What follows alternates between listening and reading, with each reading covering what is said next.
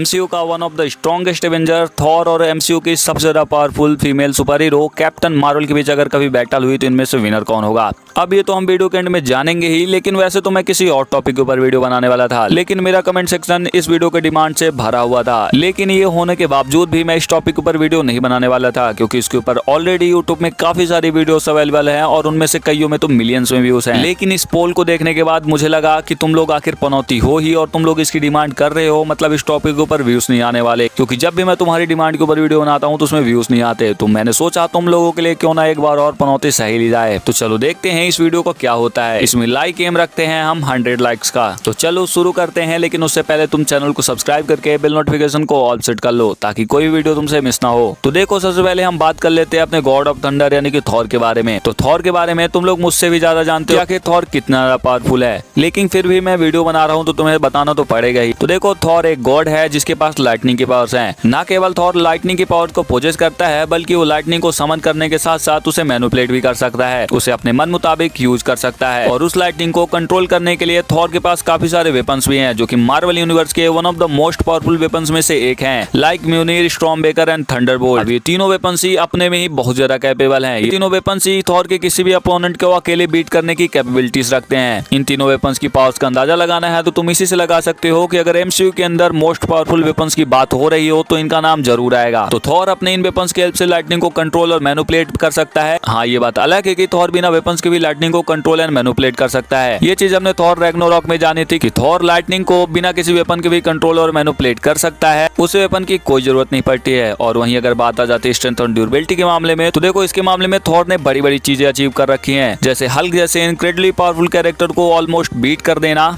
और ये कारनामा थॉर ने बिना किसी स्टॉर्मबेकर या फिर म्यूनिर के किया था। तो तुम अंदाजा लगा सकते हो कि थॉर की स्ट्रेंथ कितनी ज्यादा है। और जहां बात आती है ड्यूरेबिलिटी की, तो देखो हमने एवेंजर्स एंड गेम की स्टार्टिंग में देखा था कि थॉर ने पावर स्टोन के टच को सर्वाइव किया है, और ये वही पावर स्टोन है जिसके एक टच से पूरा का पूरा प्लेनेट तबाह हो सकता है। और इससे भी ज्यादा अगर ड्यूरेबिलिटी के एग्जांपल चाहिए तो थॉर ने न्यूट्रॉन स्टार के रेडिएशन के कॉन्सेंट्रेटेड एनर्जी को भी सर्वाइव किया है, जिससे ये कंफर्म हो जाता है कि थॉर की ड्यूरेबिलिटी एक अलग ही लेवल पर है। इन सब के अलावा भी थॉर के पास super reflexes, super speed, fast healing ability जैसी काफी सारी पावर्स हैं। वैसे तो थॉर को चोट पहुंचाना ही बहुत ज्यादा मुश्किल है, बट अगर उसे कोई चोट पहुंचा भी देता है तो थॉर की हीलिंग एबिलिटी इतनी ज्यादा अच्छी है कि उसे इजीली हील कर लेगा। जैसे कि हमने एवेंजर्स इन्फिनिटी वॉर के टाइम पर देखा था कि थॉर स्टॉर्मबेकर बनने के टाइम पर कितनी ज्यादा वुंडेड था, बट वो जब बैटल ऑफ वकांडा में एंट्री करता है तो उसके सारे वुंड हील हो चुके होते हैं और वो परफेक्टली फाइन था। सो थॉर की हीलिंग एबिलिटी बहुत ज्यादा बढ़िया है। इसके अलावा थॉर एक स्किल्ड फाइटर होने के साथ साथ वो हर तरह के वेपन चलाने में भी माहिर है, और थॉर अपनी वेपन्स की हेल्प से फ्लाई करने के साथ साथ टेलीपोर्ट भी हो सकता है। साथ ही थॉर इतने हजारों सालों से जिंदा है और वो इतने हजारों सालों से इतनी ज्यादा लड़ाई लड़ चुका है कि उसके पास एक अच्छा खासा बैटल एक्सपीरियंस भी है, जो कि उसे किसी भी फाइट में एक अच्छा खासा अपर हैंड भी प्रोवाइड करता है। और अगर अभी भी तुम्हें थॉर की पावर्स का अंदाजा लगाना है तो तुम इससे लगा सकते हो कि थॉर ने विदाउट एनी पावर्स डिस्ट्रॉयर से फाइट की है,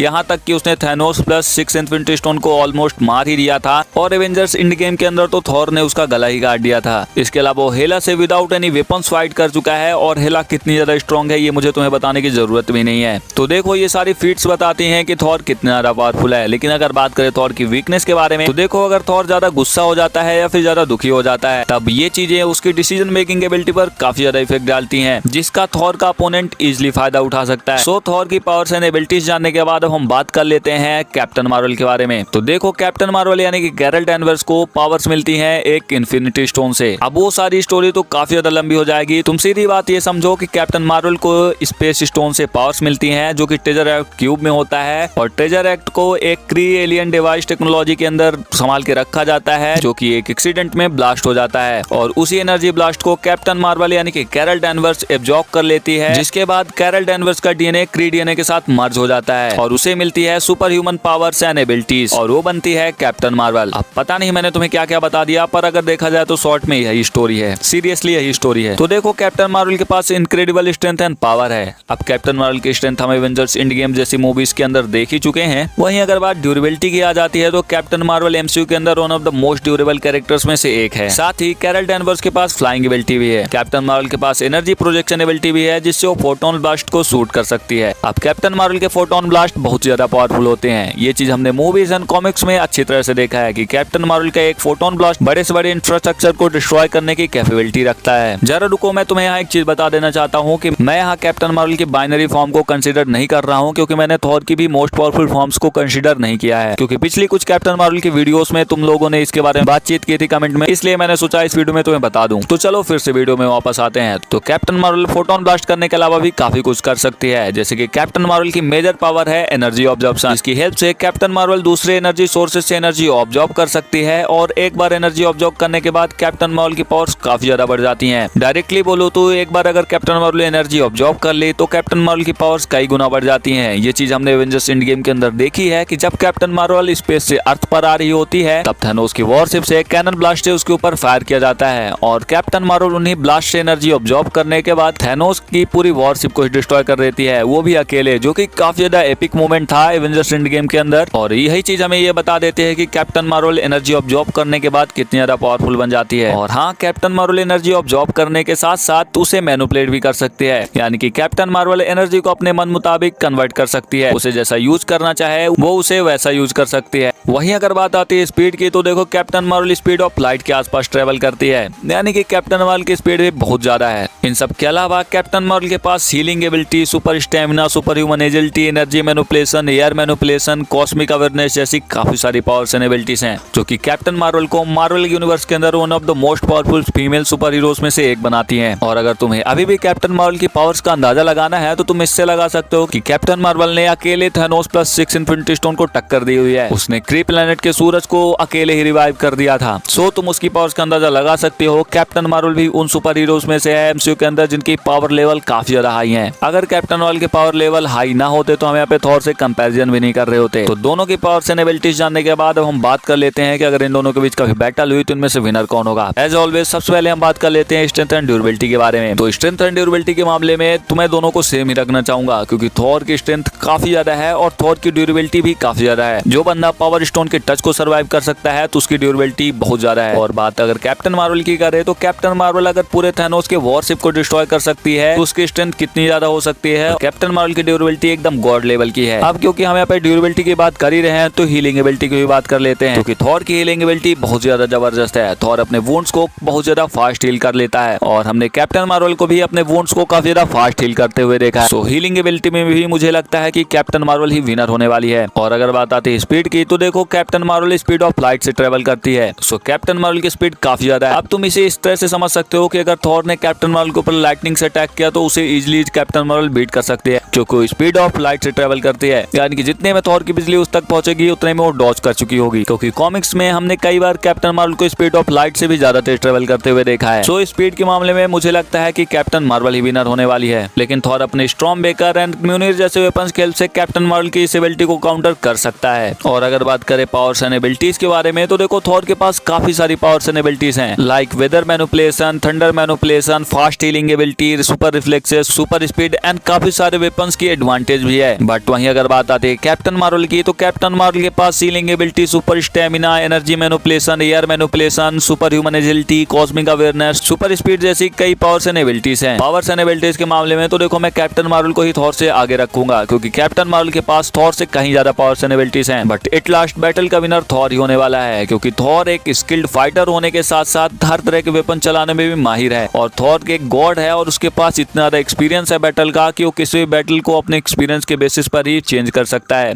अब यहाँ पे कैप्टन मार्वल थॉर को बहुत ज्यादा अच्छी टक्कर देगी। कैप्टन मार्वल थॉर को ऑलमोस्ट बीट भी कर सकती है। बट मुझे यही लगता है कि इस बैटल का विनर थॉर होने वाला है, क्योंकि थॉर एक स्किल्ड फाइटर होने के साथ साथ हर तरह के वेपन चला सकता है। उसके पास कैप्टन मार्वल जितनी पावर्स एंड एबिलिटीज हैं और उसे बैटल का एक अच्छा खासा एक्सपीरियंस भी है। तुम्हें क्या लगता है? तुम अपने ओपिनियन कमेंट्स में बता सकते हो। अगर इस वीडियो में तुम्हारा पेट नहीं भरा तो तुम बता सकते हो। तो नेक्स्ट वीडियो में सिर्फ इनका कंपैरिजन ही करेंगे, किसकी कौन सी पावर ज्यादा सुपीरियर है। अगर इस वीडियो में 100 लाइक आ गए तो वीडियो कंफर्म अपलोड करूंगा। बाकी तुम चैनल को सब्सक्राइब करके बेल नोटिफिकेशन को ऑल सेट कर लो, ताकि आने वाली वीडियोस के अपडेट तुम मिस न कर पाओ। Thank you so much. मिलते